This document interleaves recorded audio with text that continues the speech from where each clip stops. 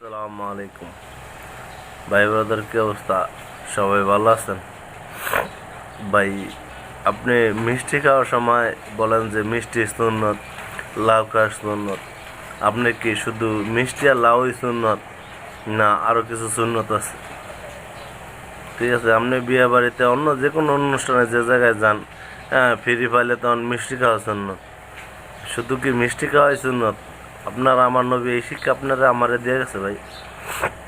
আপনার মিষ্টি খাওয়া সুন্নত, লাউ খাওয়া সুন্নত, এর পাশাপাশি আরও অনেক সুন্নত বাকি আছে।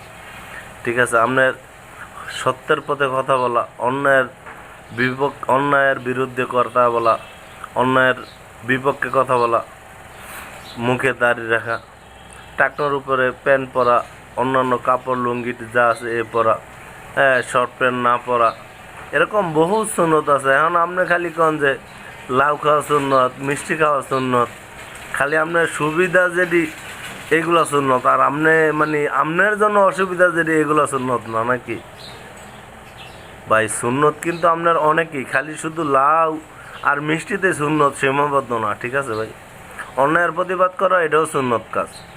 ঠিক আছে, আপনি সব খালি সুবিধা ভোগ করবেন, অসুবিধার বেলায় আপনি কথা বলবেন না, হ্যাঁ, এটা নবীর শিক্ষা না।